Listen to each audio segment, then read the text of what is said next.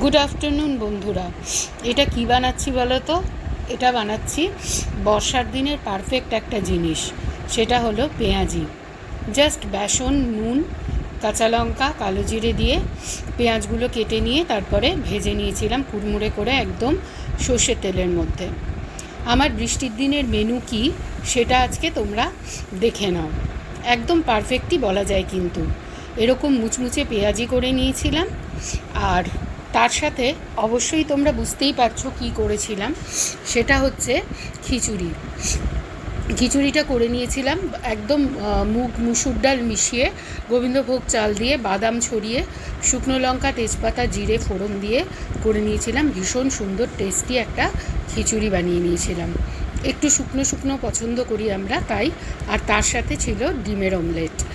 আমার এই মেনুটা বৃষ্টির দিনের কেমন লাগলো তোমাদের বলো বন্ধুরা। থ্যাংক ইউ সবাইকে।